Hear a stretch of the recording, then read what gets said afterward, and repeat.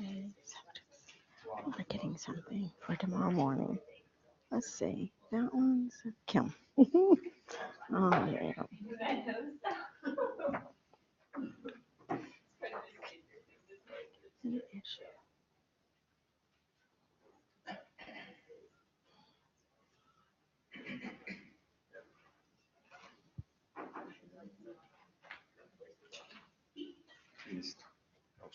Okay, no, we're good. It's just showing that it's sharing with the whole recording stuff. So it's good. You can just use the normal PowerPoint controls and whatever. Okay. So I'm good. great. I think. All right. All right. Okay, well, good evening. I'm Walter Thompson. I'm a lecturer of physics here. I know some of you. And I'm subbing in as the host of the seminar for this evening for Dr. Harrison. And I want to introduce you to Dr. Patrice Yarbough. Dr. Yarbough is a senior scientist at NASA Johnson Space Center and a contractor to NASA's Human Research Project. She serves as the principal investigator for the research studies at JSC in the Human Exploration Research Analog, or HERA, an isolation habitat for simulating long-duration space missions. She earned her BS and Ph.D. in biochemistry from the University of Houston. And in 2017, the College of Natural Sciences and Mathematics honored her as a distinguished alumna. Dr. Yarbough serves as an advisory committee member of the Association for Women in Science Gulf Coast Chapter and on the Dean's Advisory Board for the UH College of Natural Sciences and Math. Please help me to welcome Dr. Yarbough. All right. Thank you. Thank you. Thanks for coming this evening.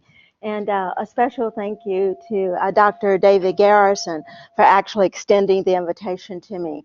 Dr. Garrison had heard me speak a little bit about the Bedrest Studies, which is what I'm going to talk about tonight, a while back at a during the day student seminar, and he thought that this physics group might be interested in it. So put your thinking hats on, and I'm looking forward to engaging in conversation with you afterwards. So for beginning, I started off with this title, which has a bit of a pun to it. Why on earth should we study the health issues of the space environment? So at NASA, everybody is interested in how to keep our astronauts healthy.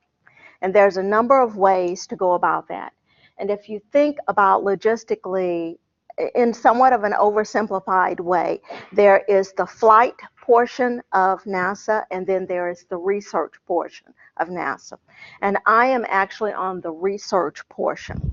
And within that organization is a group called Flight Analogs. And our group of scientists and engineers and technicians and others are actually involved in developing analogs that we can use to do all of the research here on Earth, almost as a test bed before it goes to the ISS, before it actually goes out in space.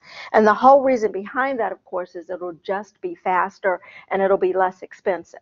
So the basis of the talk tonight is going to be about our ground-based studies. And those studies are actually managed and funded by what is referred to as NASA's Human Research Program. And our Human Research Program is centered right here in Houston at Johnson Space Center because this is the home of the astronauts. So basic question, what are the health risks of humans living in microgravity and in partial gravity? And this becomes important because our astronauts travel into space, and that is a microgravity environment. If we go to the moon, that's 1/6 the amount of gravity that we have become accustomed to here on Earth. And when we go to Mars, it's going to be about 3/8 of the gravity that we actually experience here on Earth. And there's nothing in our life experience that prepares us for the removal of gravity. So in a space environment, a microgravity space environment, if you just think about it, take away the gravity, there's nothing to breathe, there's no air pressure, there's no protection from solar radiation, there's nothing to transmit sound waves, and there's no fluid to transfer heat to and from the body. And basically, this causes significant changes in the muscular, the skeletal, the digestive, the lymphatic systems, and what we have come to recognize even more recently is to our ocular systems as well. So the likelihood is there is no part of our bodies that is not impacted by a reduction in gravity. With that, here's my favorite image of my spaceman. And this is an image that has been created for NASA quite a long time ago. But it points out a couple of things, and they all have to deal with human adaptations.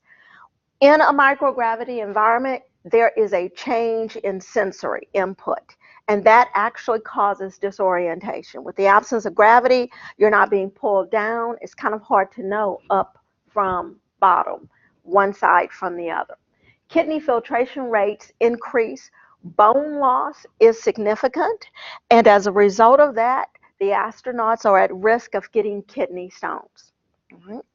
Fluid redistribution shrinks the legs, and if you look at our astronauts when they are on the ISS, they seem like they have puffy faces.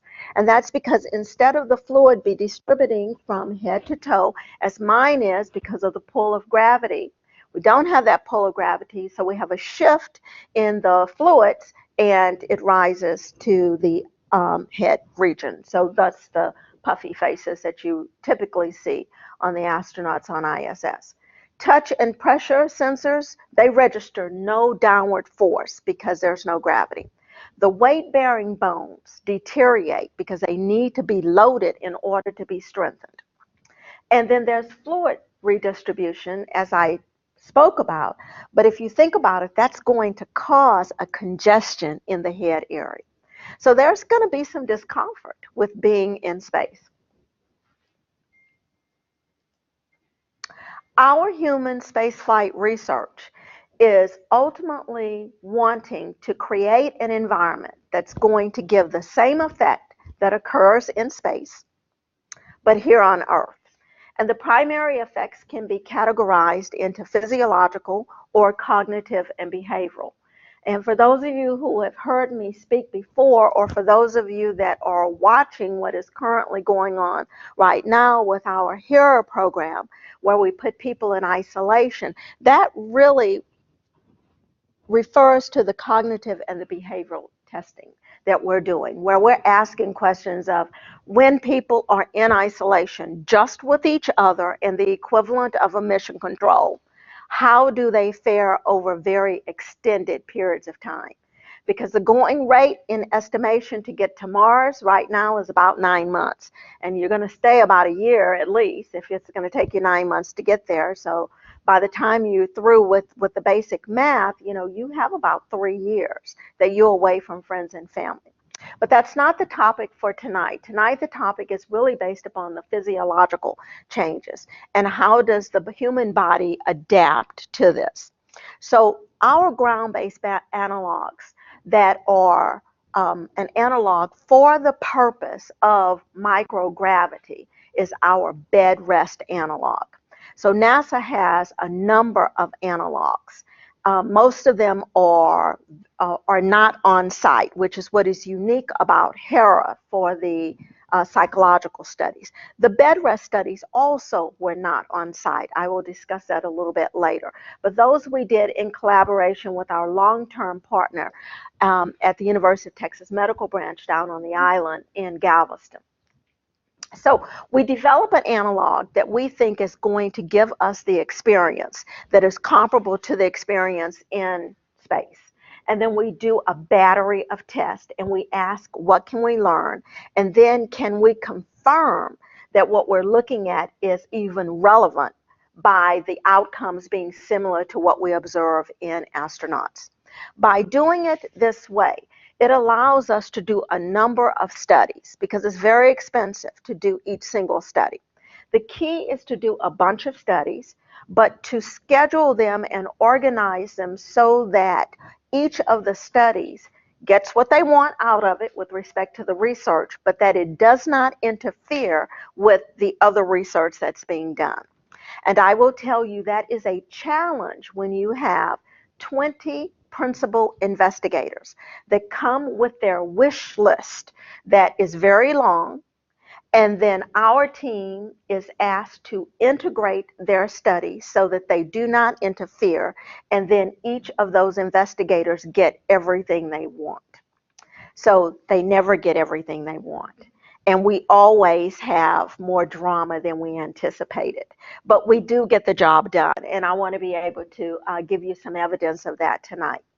So in terms of doing that, then it allows us to actually save money because it's far less expensive to do research on Earth than it is on the ISS. And frankly, we'll do it a lot faster too, because getting a new group of crews to the ISS quickly just doesn't happen anymore, right? All right. So, and we need to have a significant number in order to even be able to prove if what we are observing is statistically significant. So it is about using the money wisely and getting as much of the research as we can in the least amount of time. Once we do that, we kind of establish what the platform is. And then roll forward a couple of years, the hopes is that once we have identified what changes in the body and what changes might actually be deleterious to the health of the astronauts, we can then try and establish, well, what would be a countermeasure that would prevent that activity from happening. And those countermeasures we too can also study in our ground analog systems. And then we do that before they go to the ISS. So I like to think of our analogs as being the last stop before studies go to mission, go to the ISS. So bed rest is a condition where a subject is placed in a horizontal position with their head 6 degrees lower than the feet. So just imagine being tilted 6 degrees, head down tilt. Okay. This ground analog is the favored analog for studying the physiological changes that occur during spaceflight, primarily because it is the analog where we can induce the fluid shifts that are so critical for the body's response to the absence of gravity. Bed rest provides a platform that allows us to compare what happens in bed rest, which is a controlled environment, and what has been observed and reported over the many years of all of the past space missions. And it does give us a mechanism for testing a countermeasure.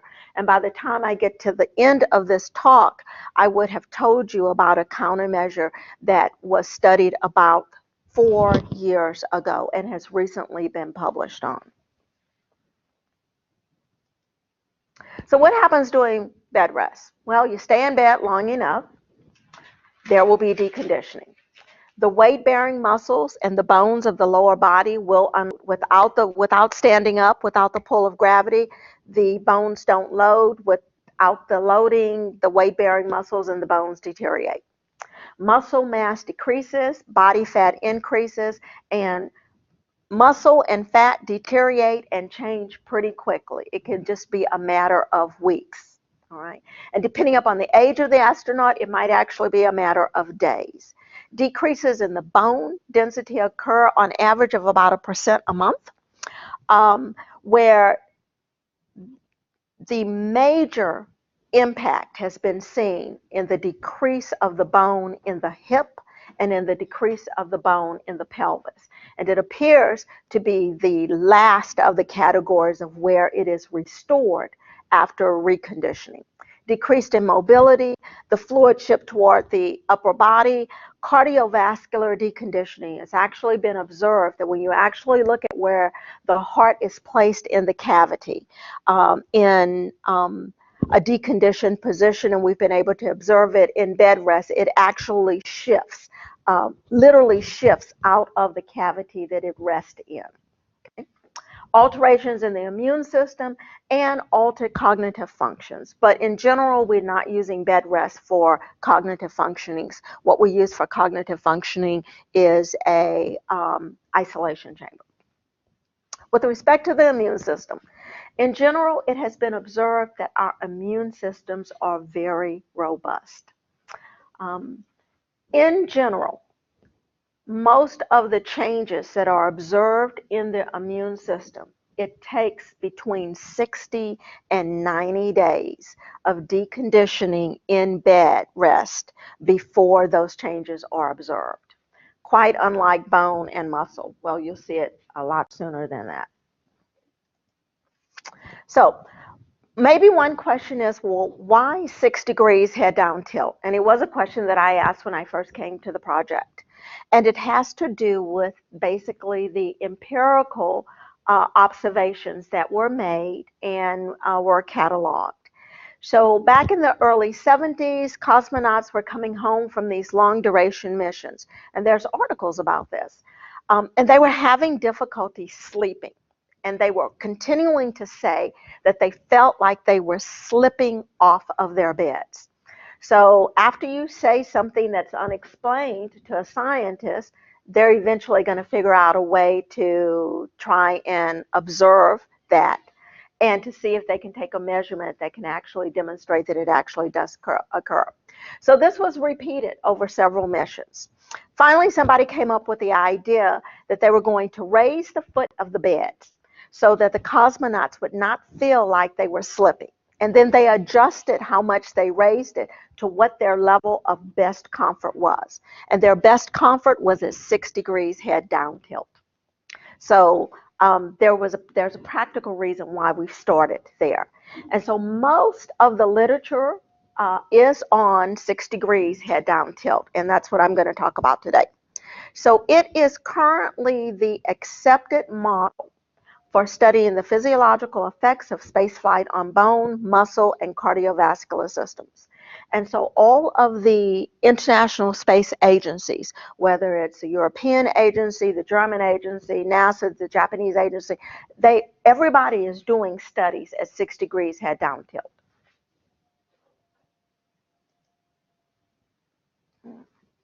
So our Flight Analogs program, which is on the research part of NASA, was actually asked to plan experiments that could answer relevant questions to the human research program. And the question that has been asked is, what happens to the body under these circumstances? And then how can we manage the deconditioning that occurs? So that requires an abundance of subjects. And so oftentimes you will see that NASA has a call out for subjects to actually participate in the studies. And the type of call for the subjects is going to depend upon which analog that they're going to be placed in. For our Bedrest studies, we were mostly looking for people between the ages of 22 to about 50, 55. We were trying to expand from what the average age of the astronaut is, which is in the late 30s and early 40s, knowing that if we made that range too narrow, we would not be able to recruit a significant number. And because we wanted to observe the deconditioning under conditions that would be relative to the astronauts who are very healthy compared to the general population, we had requirements for fitness. All right. We put a call out, we actually find these people, and when we find them, they are always very pro-science research. And that's one of the reasons why they're willing to do our studies. It does require us, as is the case for any time you do human subject studies, is to provide a clear, informed consent briefing so that a person understands precisely what they are applying to do. And the Bedrest studies in the past have been as short as 7 days and have been as long as 90 days. And a little later in the talk, I will go into details on a study that we managed that was 70 days. So that means our subjects were in bed 70 days. All right. And yes, the entire time, this is actually done under a physician's care as well. So the ultimate goal of the program that I am affiliated with basically is just to develop the best technologies that we can that are going to allow us to have long duration human space exploration. The reality is if we were doing unmanned space exploration, we wouldn't need to do any of this. But at this point in time, our goal is for our astronauts to go to explore and to return to Earth. And when they return to Earth, we want them to be healthy. And if they aren't exactly how they were when they left, we want to be able to recondition them as quickly as possible. And in most cases, that means that we will have to spend a fair amount of time keeping them conditioned for all of the time that they are outside of the gravitational field. So our team is a complex one, but I hope you will get an idea of all of the breadth of knowledge that is actually required to pull off the study that I'll be talking about a little later. So our team is comprised of scientists and engineers. They come from both the civil service workforce and they are also NASA contractors. As the introducer explained, I am a contractor. I work for KBRwyle. So what that means is a couple of weeks ago when we had the government shutdown, the civil servants couldn't work. We couldn't even speak to them about our projects. But it was our contracts that kept our studies going. And frankly, for many of us, our contractors actually had more work than ever to do because we was actually covering some of what the civil servants were doing. So it's a team. Is the point that I'm trying to get across here. So we have campaign scientists, operation planners, data engineers, facility engineers, expert support scientists, and subject screening coordinators.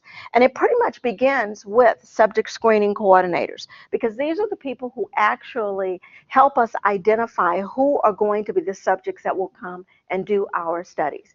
And we have a algorithm for what we're looking for, and it's not easy. I mean, it's not the sort of thing that you're going to find every day because we have a lot of criteria that we have to meet.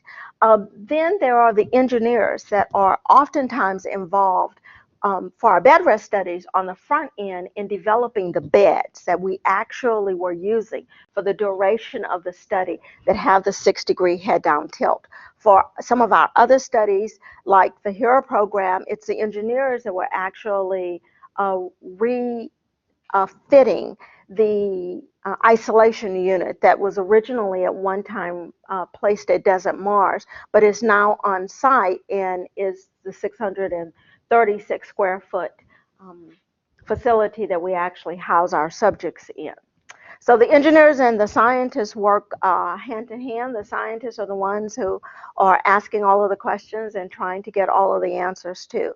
And for bed rest, because the condition of bed rest deconditions the entire body, we're looking across the full spectrum. Cardiovascular, muscle, bone, immunology. I mean, every part of the body, we have specialists in that area that are designing the experiments to ask the questions that will give us the information that we need to understand how our bodies actually functions and sustain themselves under very different conditions.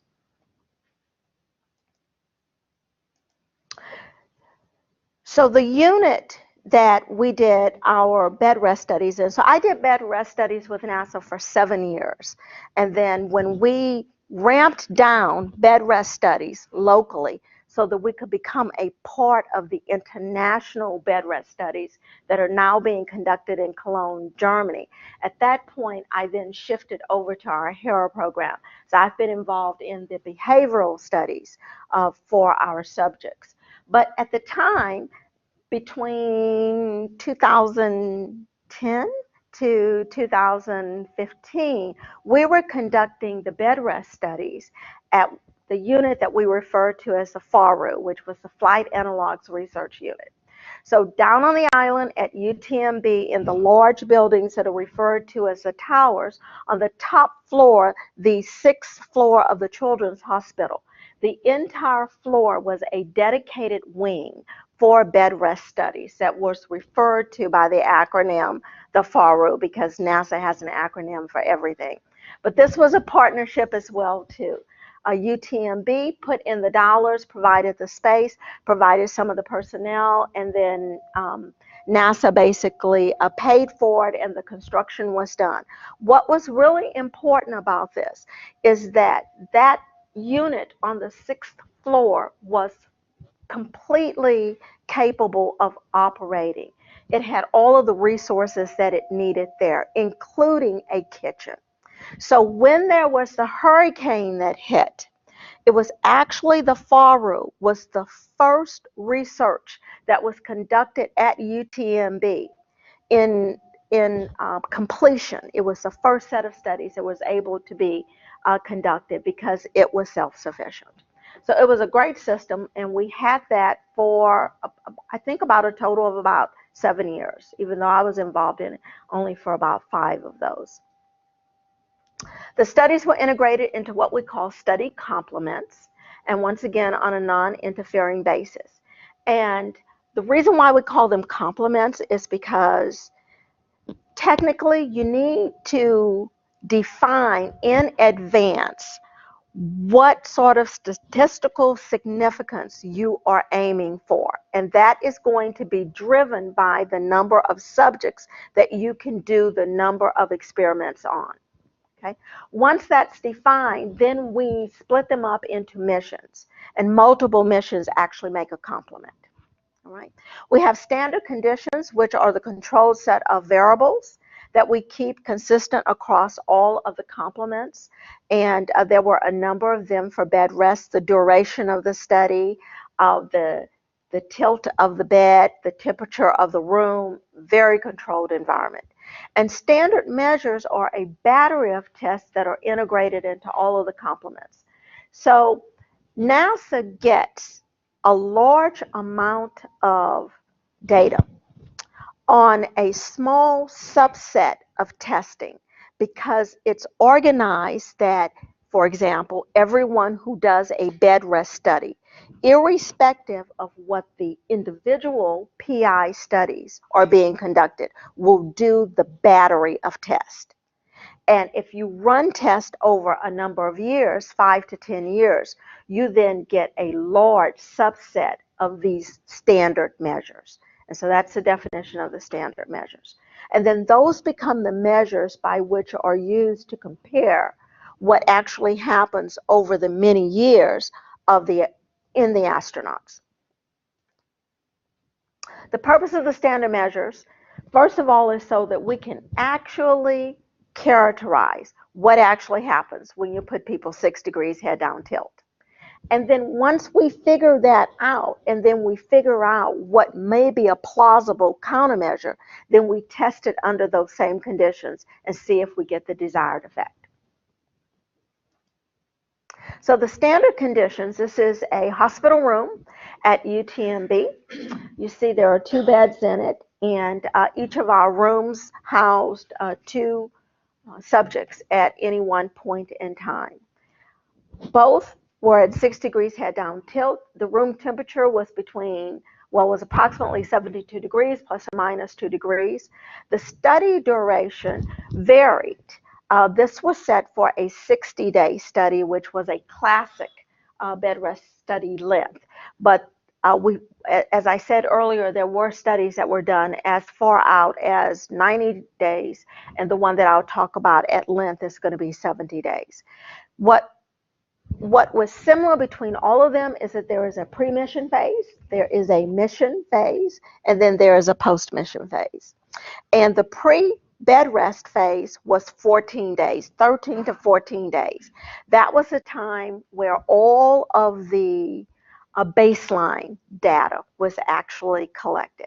And because we actually did some studies with diet, it was important for us to have enough time on the front end for our subjects to adjust to a controlled diet, because we actually expected to see some differences.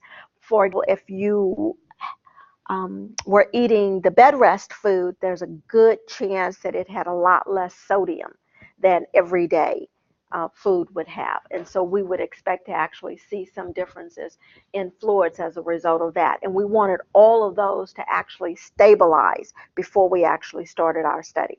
Then we would put people in bed for whatever the duration is, 14 to 90 days. And then we had what was called a recovery period. And for the most part, studies that were 60 days or more in bed rest, we required 14 days of post rest.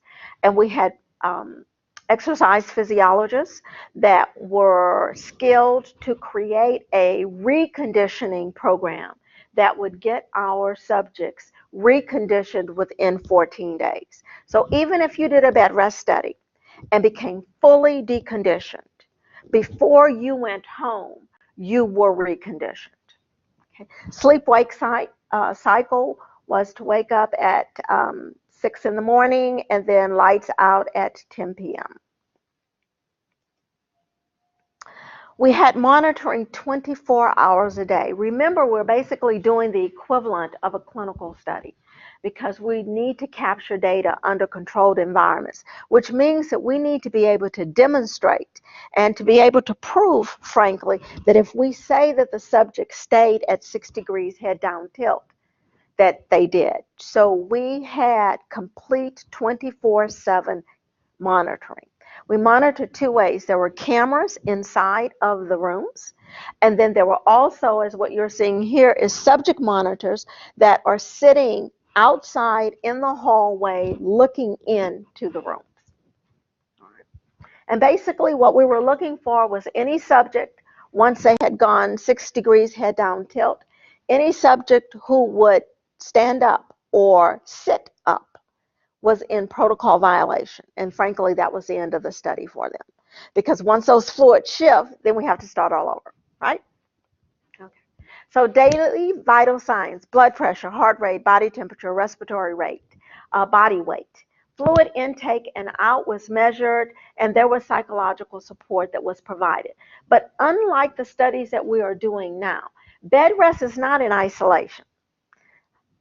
You're in the room, you're on a bed, you can't sit up or stand up, but you have a roommate, you can use the phone, you can communicate on your computer, you're connected to the internet, there is hospital personnel, a psychologist would come and talk to you, there was a physician that would come and talk to you, and I would come and talk to you once a week, okay? Right. So it's not isolation. We did allow our subjects to stretch, and if you actually look at this team member who is posing as a subject, the idea was access to the computer, and it's overhead. So these were swing arms so that the swing arms could move the computer out and away. There's no problem here with the movement of the arms because what we're trying to minimize are the fluid shifts. So the idea is the back and the head stays in contact with the bed. The bed was 6 degrees head down tilt. If you did that, you were in compliance. Okay. So that does mean that all bodily functions have to be managed while you are in bed. So for those that did not know how, yes, there was training on how to use a bedpan, for example. Showers were once a day, but the showering was actually done on a gurney that was specifically designed to also be 6 degrees head down tilt, so that our subjects would laterally roll out of the bed onto a gurney that had a 6 degrees slant, rolled into a shower, given exactly 15 minutes to shower in private with a curtain, and then rolled back out and then rolled back onto their bed. So when we say strict bed rest, we were serious as a heart attack. Okay? And it was one of the things that we were very, very good at.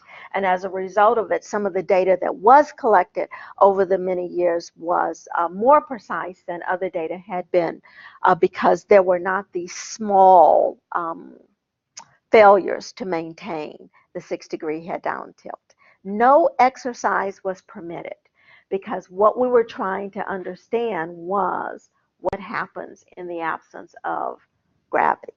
And any sort of exercise would have been loading those bones and strengthening the muscles. And we did not want to allow that because that would have interfered with the data that we were trying to collect.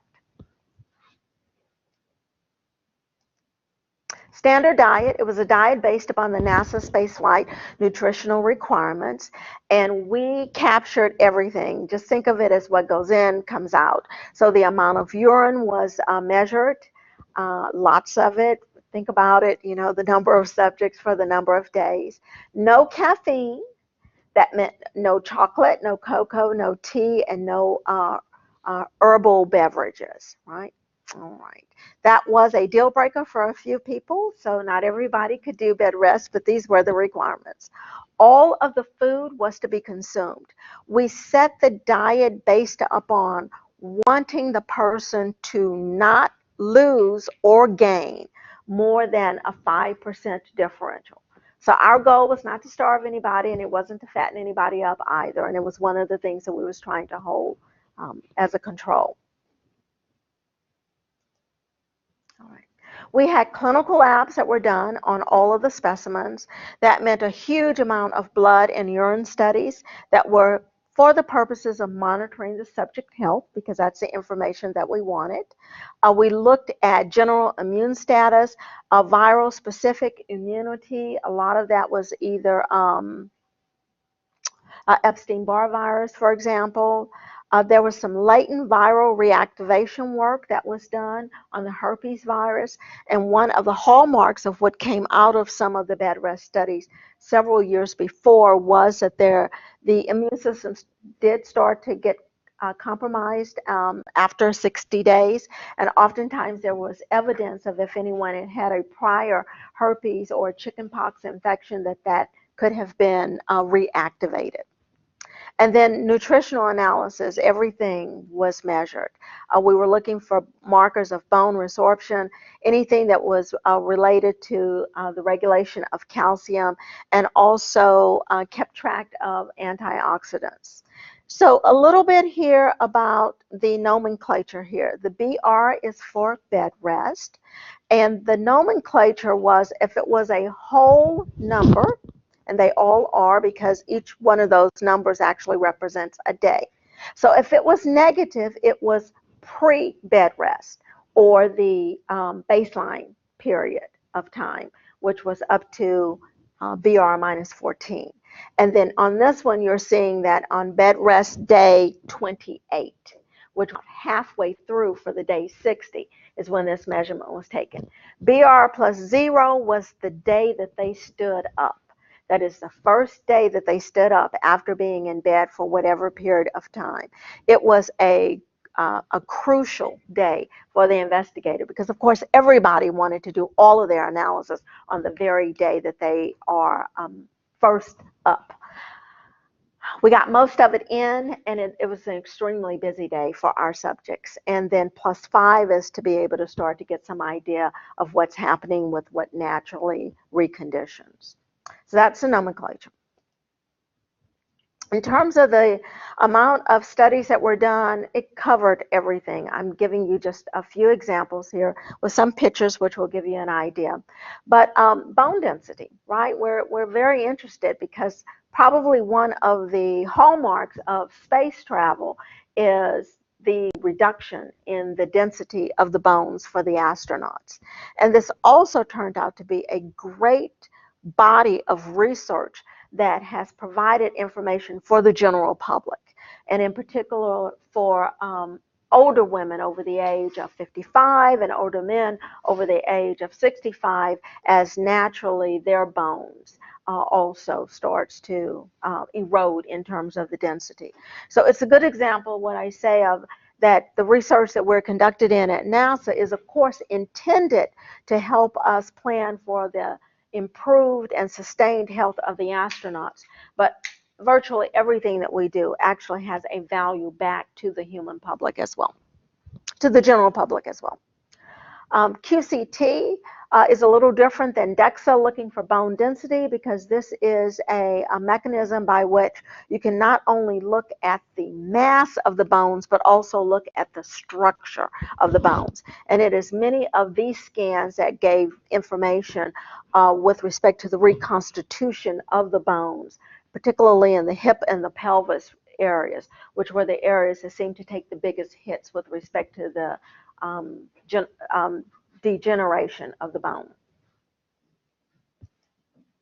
Physical fitness, isokinetic testing. You see this gentleman who's actually doing leg lifts because we're looking to see what actually happens with respect to muscle strength and endurance over time. And then overall VO2 activity and overall fitness is observed by cycle ergometry. And during bed rest, there were some cycling that was actually done. And those were done on very fancy cycles that where a person would cycle on their back. For the neurological assessment, which is to address what happens to balance, the neurovestibular system and the connection between those two in terms of a person maintaining a good posture. So that, oops, what I saw over here was an operational tilt test.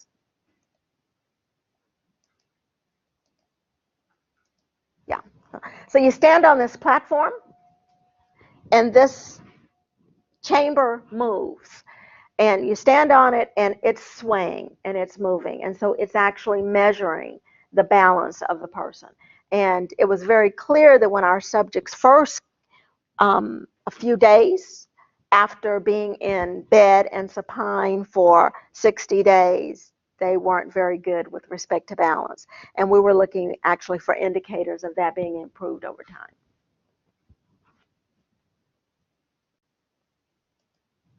Cardiovascular function, an operational tilt test to actually look for orthostatic tolerance. That's looking to see if there was the likelihood of a person fainting. Echocardiography, which was looking at actual function of the heart under these conditions. So now that you're somewhat familiar with what the bed rest data is collected, and if you think about the fact that we collected this data over a period of 5 to 7 years, and then the concept came of, well, now that we know what to expect, and we get that routinely every time we put somebody in bed, the idea was to actually test a countermeasure. And the countermeasure that was actually tested was by a total of 8 investigators, but the countermeasure itself was one that was designed by our scientist, Lori Ploutsnyder. And the idea was to look at what would be the effects of bed rest on a functional performance.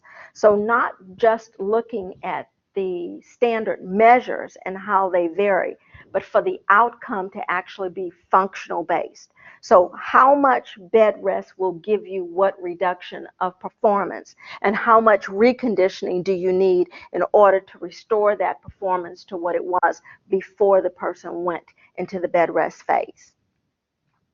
Once again, the idea is to actually understand what are the changes and how they impact function, because that's going to be the impact for the astronauts at some point in the future. The longer that they are away, the more deconditioning that there would be, and maybe the likelihood of having that impaired. So the exercise program, which was the countermeasure, was referred to as IRAT. And IRAT is an acronym for Integrated Resistance and Aerobic Training. And the prescription, the exercise prescription, is based on the finding that exercise intensity is the most important factor that determines training effectiveness. So if you actually look at the table, you'll see that there was resistant, first of all, the subjects exercised 6 of 7 days. They actually didn't exercise on Sundays. Give them a little rest. And 3 days a week, there was periodic resistance. So there was a prescription for a number of squats, lifts, legs, knee extensions, and heel raises. And then aerobic exercise was actually done on a vertical treadmill, so that fancy image that you've seen that looks like a Spider-Man, but basically instead of the treadmill being like this, the treadmill was like this, so now the person is walking. That protocol consisted of 3 days a week of high-intensity interval exercise, and those were the exercises that alternated with the continuous exercise that was being done. All right. So Dr. Lori Ploutz-Snyder designed a prescription, and we ran a study that is referred to as our Bedrest Campaign 11. That the fact that it is an odd number would tell those that are familiar with the work that NASA does that this was a head down tilt and not a head up tilt study. Okay.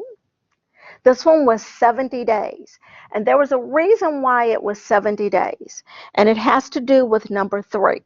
We had one investigator that wanted to ask, what is the impact of testosterone supplementation to the exercise prescription? So that desire, that PI's wish list meant that we had to do 2 things. First of all, we were not going to have females in this study because no, we were not going to administer testosterone to females.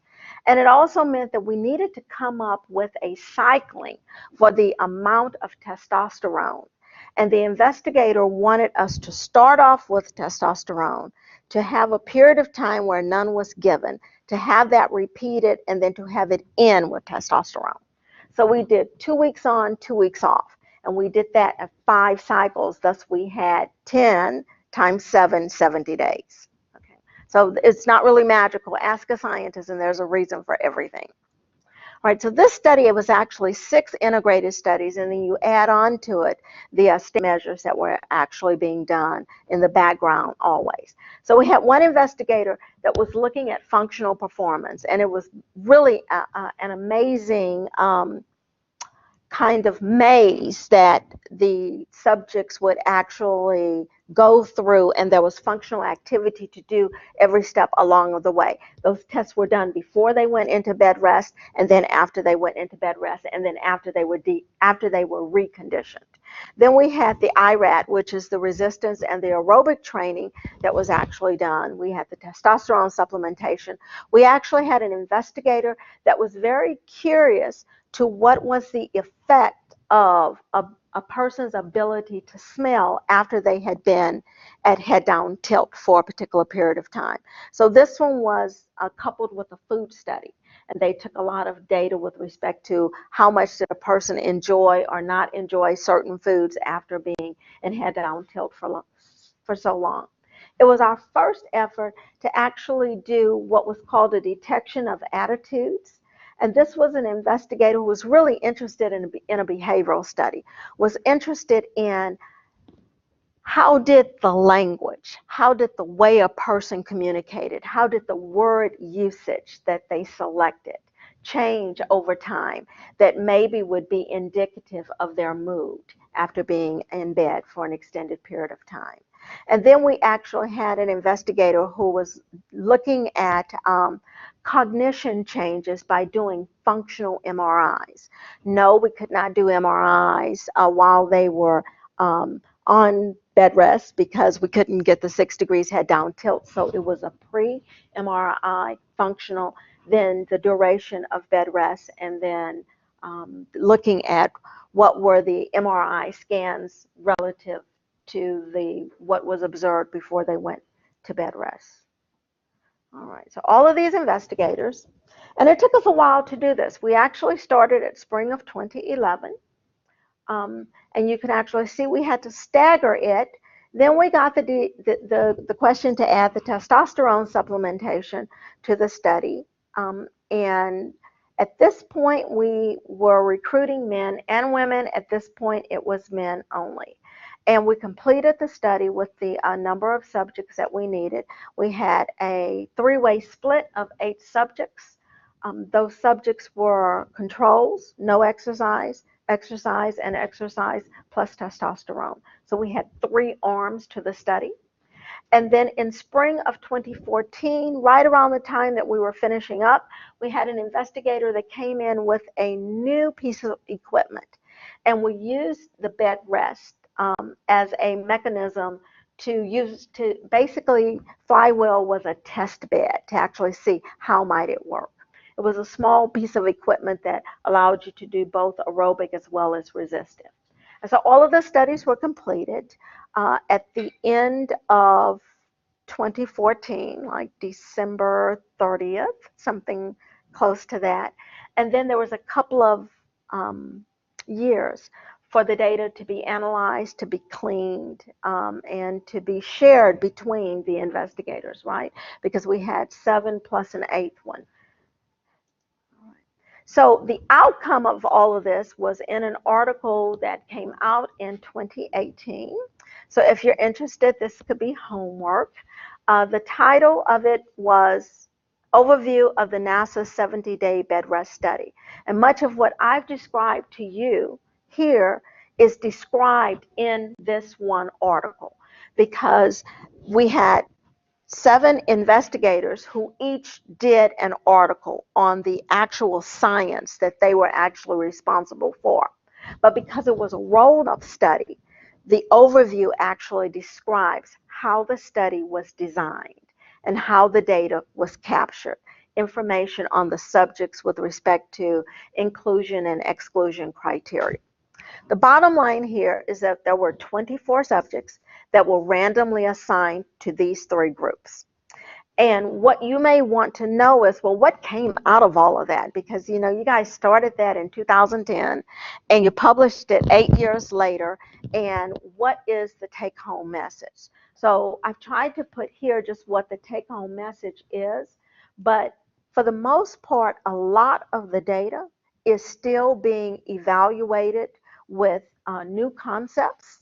And as more information comes in, and some of the investigators are even doing extension studies, but I'll talk a little bit about that because they're not doing them at UTMB anymore.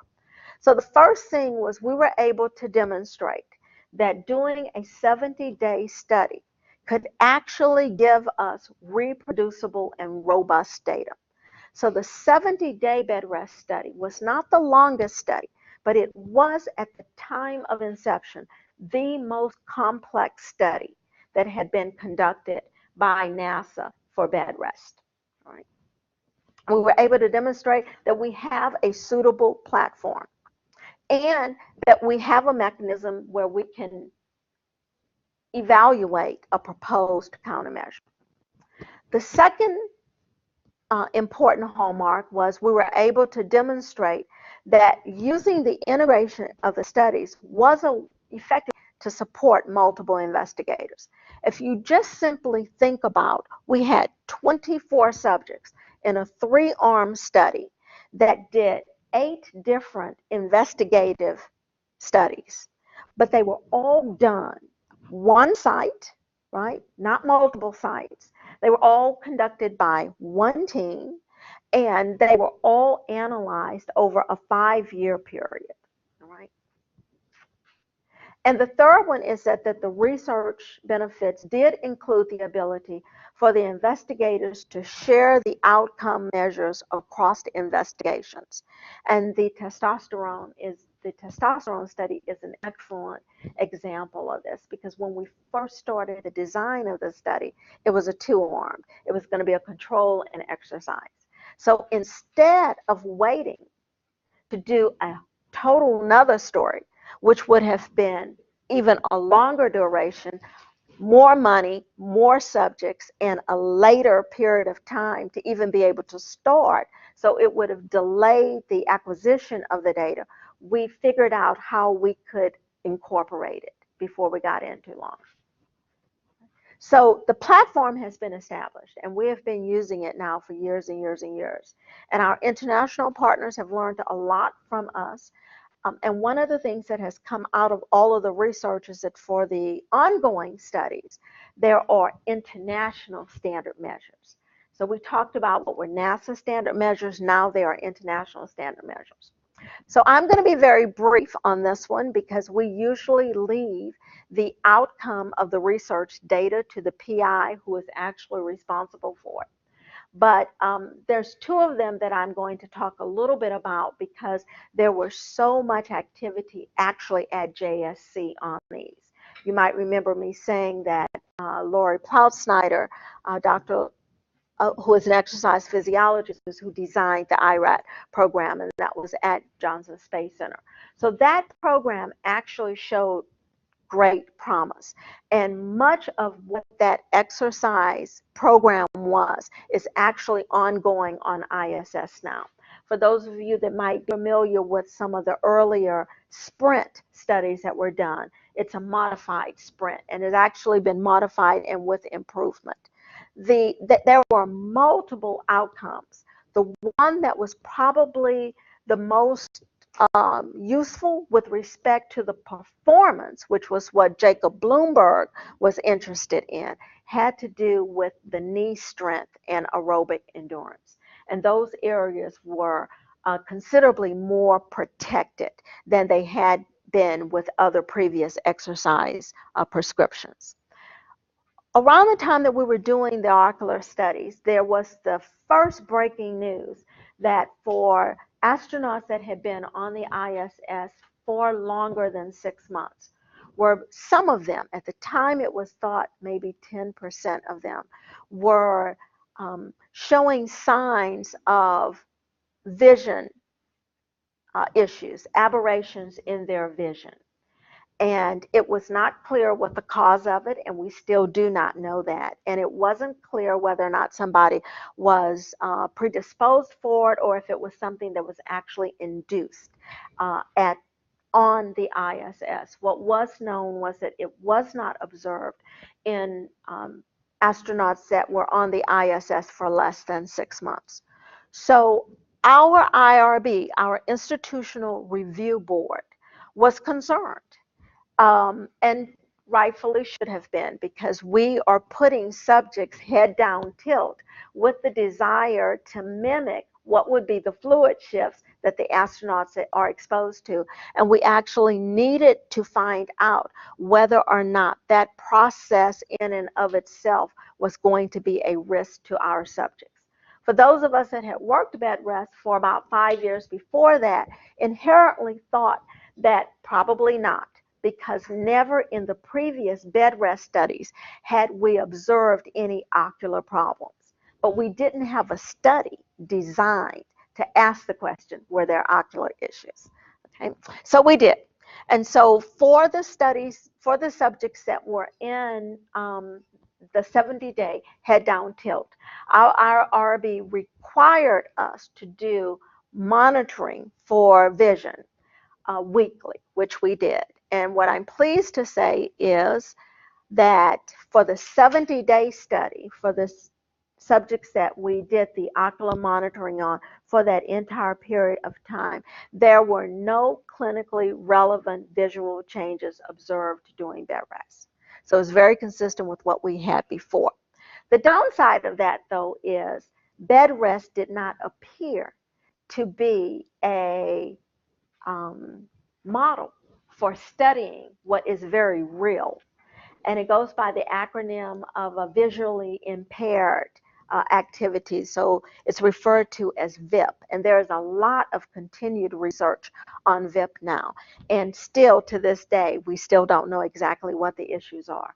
But we're hoping that with joining with our international partners, being able to do our studies in Germany, because the German facility has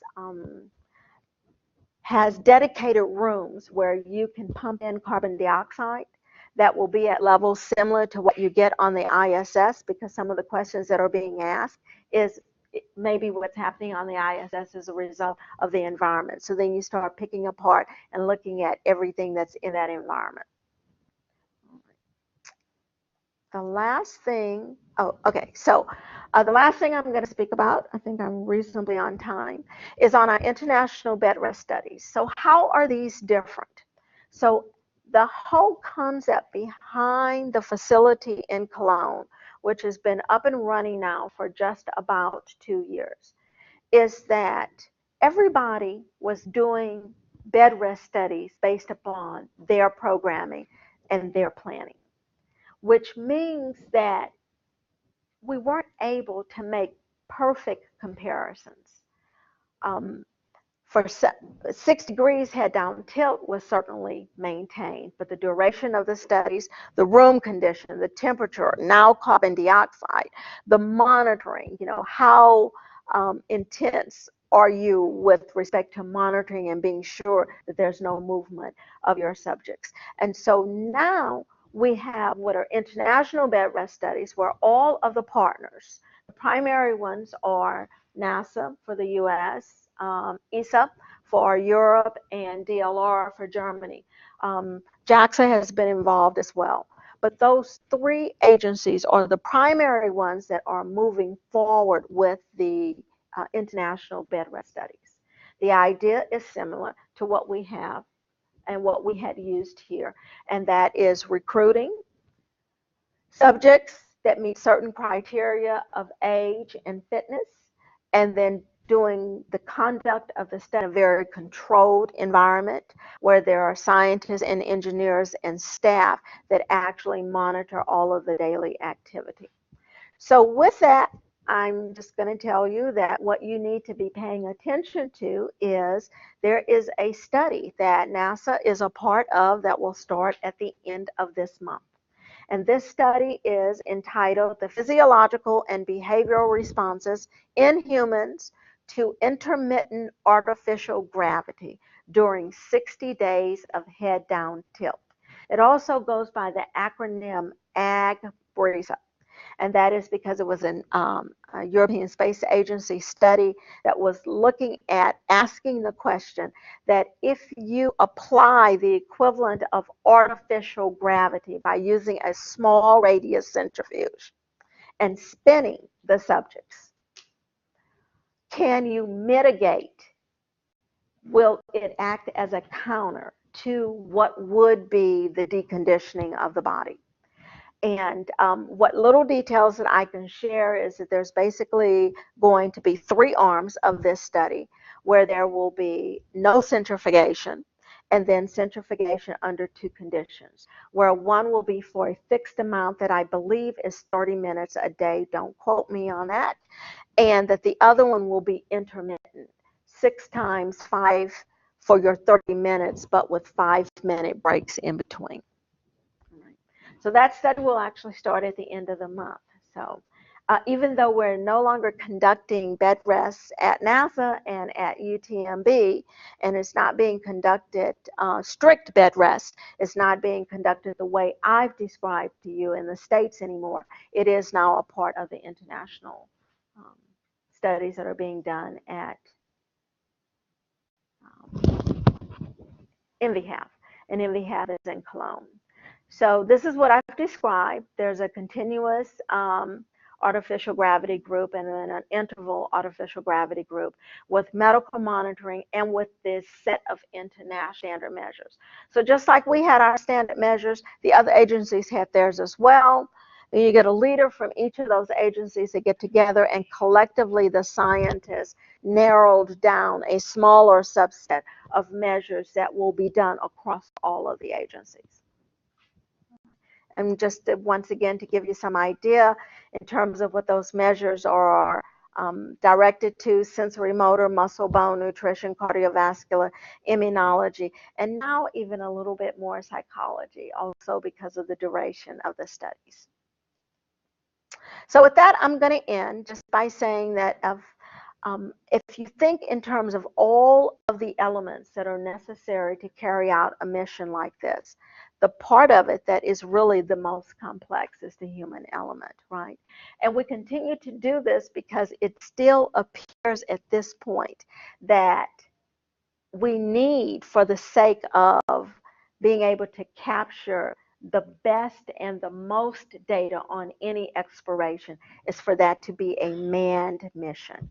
And so for that reason, if we're going to continue to do manned missions, we need to continue to do the biological research that will be necessary to inform us how to keep our astronauts happy, because it's not likely that the human public will want US dollars going to studies where we can't keep our astronauts safe.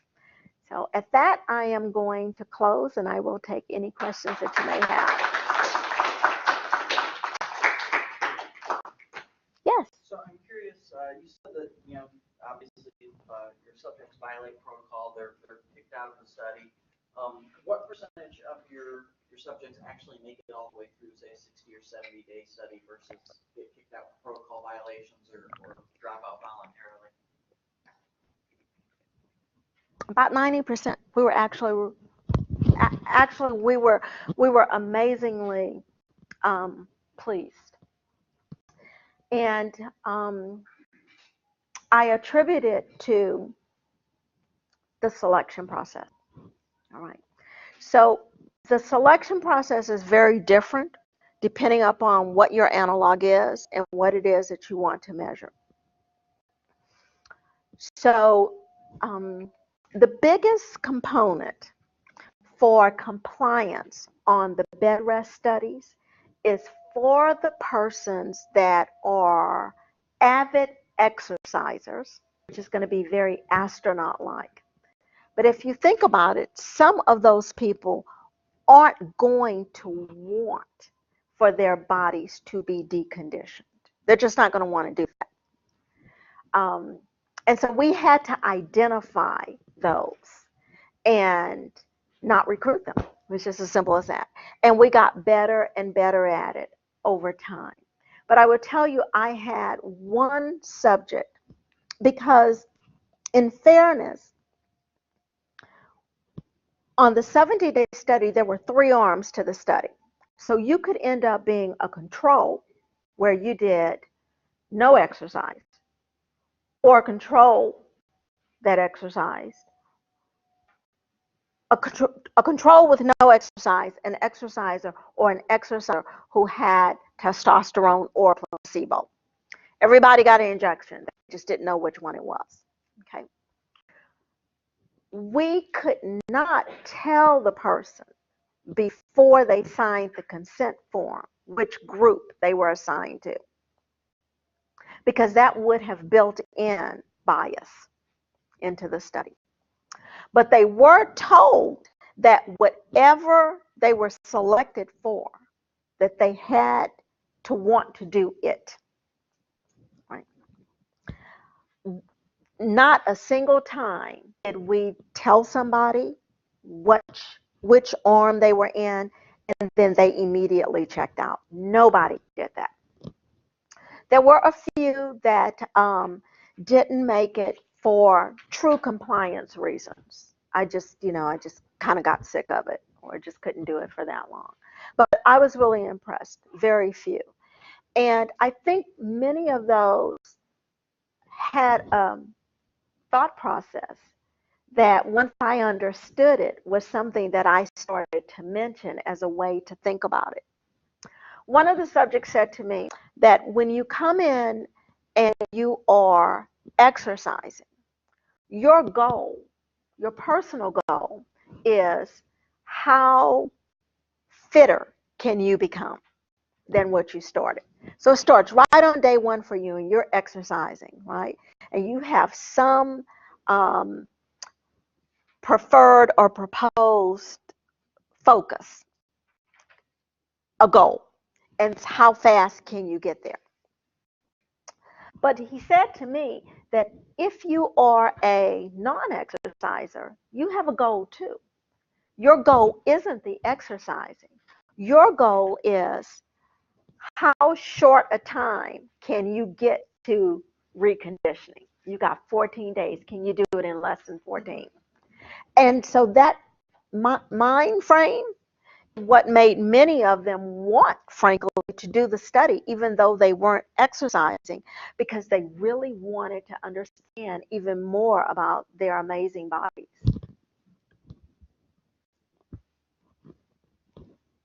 Are there any specific technologies that are being developed through your research? Well, I'm going to call this research for the Z2 suit that's supposed to be used on Mars. Like any specific one thing? I mean, I know all of it's going to be used because they're going to have to use that to sustain themselves in the Martian environment or lunar, whichever one. So, do you know how exactly that information might be implemented into those technologies? So it's not very obvious. So with respect to the Bedrest analog, no, is really the fair answer at this point. There's nothing that we're doing that we can actually say is going to be directly related to the design of those suits, all right? Because what we were looking at in the Bedrest studies is the deconditioning of the body and then the reconditioning of it. However, on some of the, on the HERA, for example, where we're looking at behavior, and we're not only looking at behavior of people when they are away from their friends and family, we're also asking two really important questions in our current campaign. And one is, how do people respond to a significantly reduced workable space?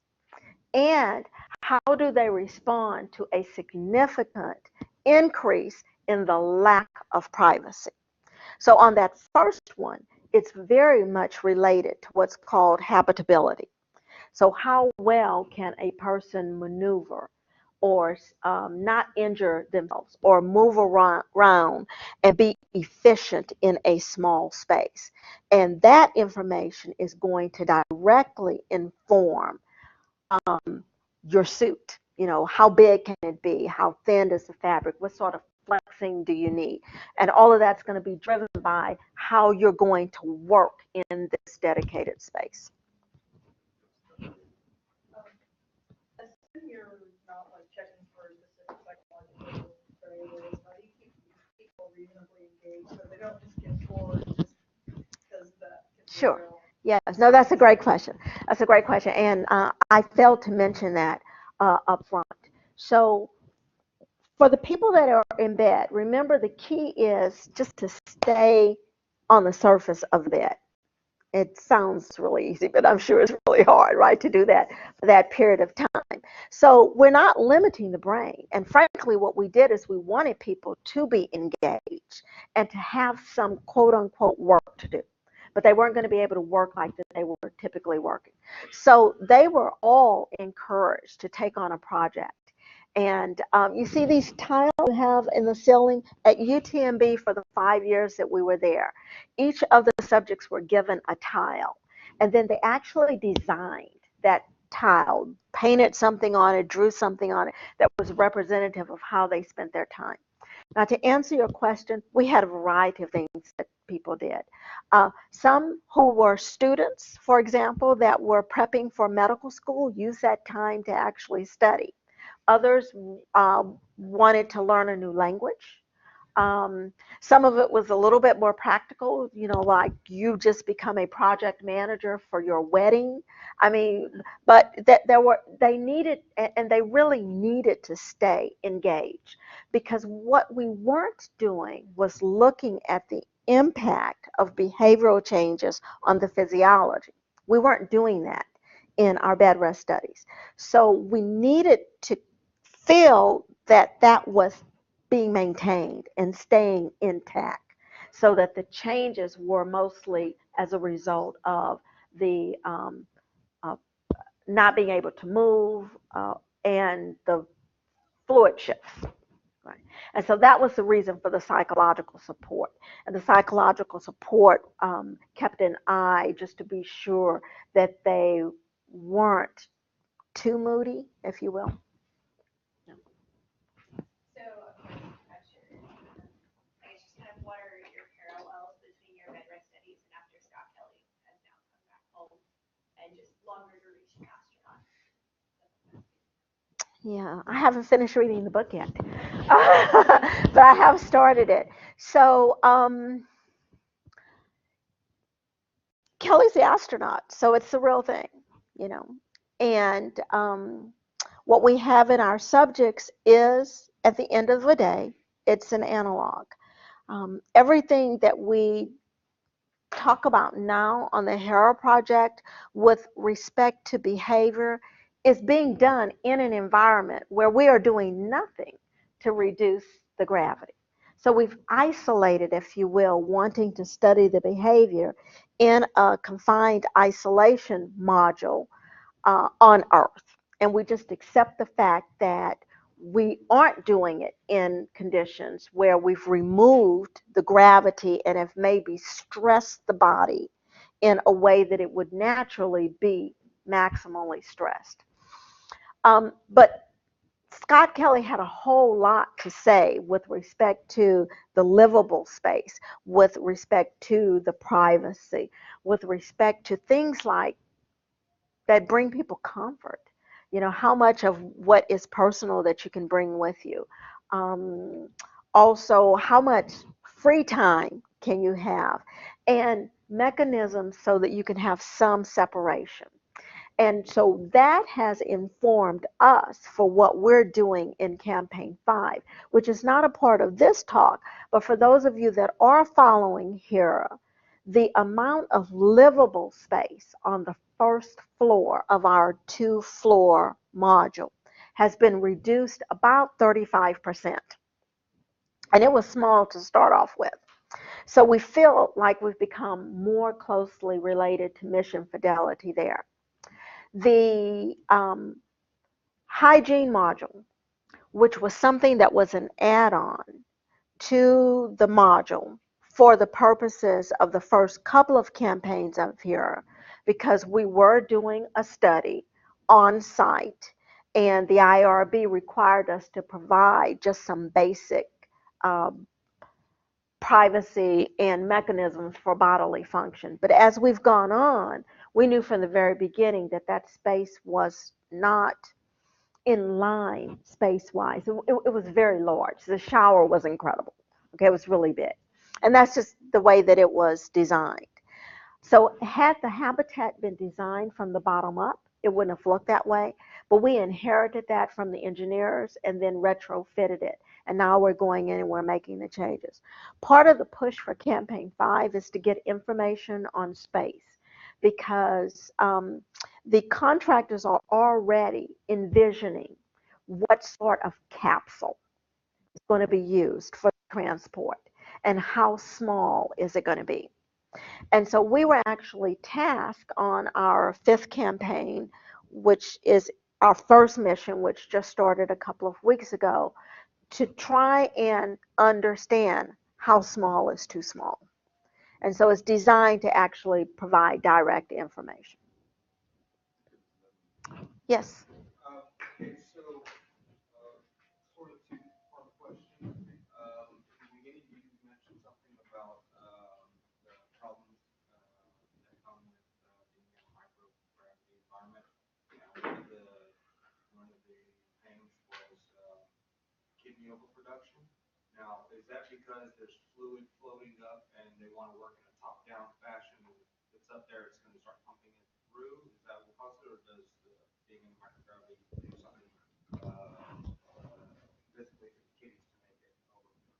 It has to do with the calcium absorption. So it's related to the bone loss. So as long as you keep the bone, okay. So the second part is that does compression stuff help combat the movement of fluids like stuff that squeezes tight like G-lock? Yes, yes, it does. You can keep the pressure out of the legs so pilot has main conscious prior to. Yeah. But what about like rubber bands? You know how they have the exercise rubber bands keep your bones under constant pressure. Have something like that to keep the bones under pressure and hopefully not have the calcium get taken out. Has any of that been looked at? Particle weight. It would be. It was not a part of our Bedrest studies, and I'm sure that there's some investigator that was looking specifically at that. For the Bedrest studies, what we did is for anybody who had a history with filtration issues, we did not want to place them at a greater risk of that. So it was one of the exclusion criteria for our studies. But it's a real problem. And the concern becomes that with the longer the distance, there's an even greater chance that you could have, for example, the development of kidney stones. And so what are going to be the countermeasures against that? A lot of it right now has been preventative in terms of the selection of the astronauts that no family history of it. Right. So on compression, and that's really all I can say on that because I'm just not very knowledgeable about what other sort of things are being manifested. I would imagine that some of it would come down to nutrition as well, the selection of what they would eat over an extended period of time so they could maintain the calcium levels. What I will say is that for the first 2 years when I was at NASA was actually the study that actually brought me to NASA because I'm an immunologist by training, and so I was very interested in the immune system. But a couple of years ago when we were going to the moon and not going to an asteroid, NASA had launched a lunar project. And the purpose for the lunar project was to ask, well, what happens when you've got the modified gravity that's different from the one that you have on Mars, right? 1/6 instead of the 3/8. So for that, it was a head up tilt. And the subjects actually wore very tight compression hose. And we were able to demonstrate that we could control the body fluid shifts in a comparable way. That study was only a pilot that was done initially, and I was on that study. And we were very proud that our first pilot, we were able to demonstrate the efficacy that was expected. But then the study was deconditioned because we were no longer going to the moon, we were now going to an asteroid. And so then that portion of the lunar head up tilt, which went by the acronym HUT, instead of the head down tilt HDT, was decommissioned.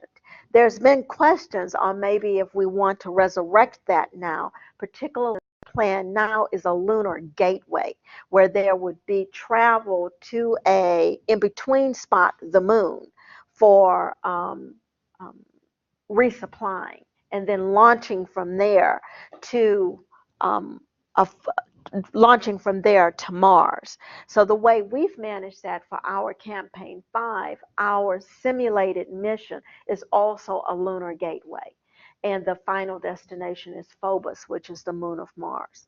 That's really all that I am aware of at this point in terms of what's being done for mitigation. So I have a friend who passed a kidney stone once, crying, right? So if kidney stones are a thing, or can be a thing, It's a big thing, yeah. how feasible is dialysis in order to clear out your stuff without having to pass stones? I mean, especially for like long-term trips. So I think I am going to answer that cautiously because I have a P in front of my D and not an M. But but I'll speak a little bit from experience because in one of the other analogs that we were engaged in, we actually had a subject that passed a kidney stone, and it was excruciatingly painful. We released that subject from our study as we took them to the hospital. They passed the stone before getting to the hospital and was perfectly fine thereafter. But unfortunately, at that point, they had been removed from our study. So it's critical. And the prevailing opinion at this point is that it has to be preventative because depending upon where the stone is in the track and how long it stays there is what causes the severe pain. So if you can imagine if it gets in and it gets obstructed and then you don't have a physician who is on your flights. And even that has raised a number of questions about do we even need to have physicians on these long duration flights, which will be a different process to actually always ensure that you select for them. But much of it is trying to address the question of what sort of medical help could you instruct long distance. But that's not going to work for Mars because you're going to have a very delayed communication time. One more. Yes. You said if people stood up or sat up, they were disqualified. But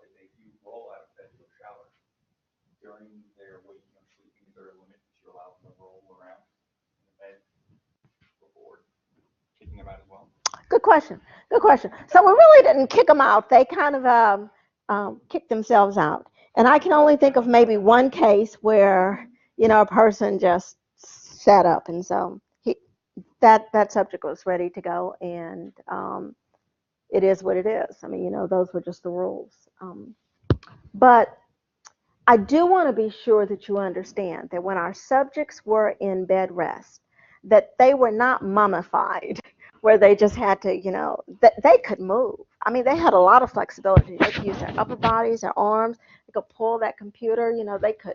I mean, we had people who were crocheting. They were doing all sorts of things.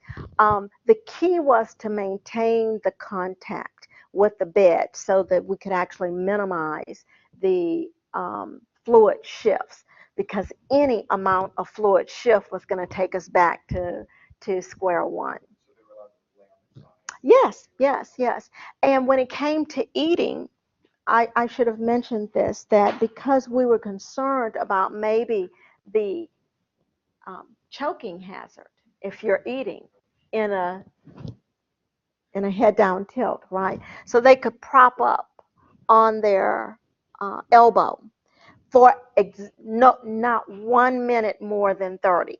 Okay, and so once again, it was another controlled thing, that for each meal, 30 minutes, so 1 out of 24 hours, they could be propped up. There were all those additional things that we did. Right. The other thing is, maybe to just give you a little bit of a better view, that maybe a little bit more humane, is that, the subjects were not confined to their rooms either, because their beds were on wheels. So they were able to roll around to a common area and have happy hour, And I tell you, I saw some fierce Monopoly games as a result of that. So, all right, thank you.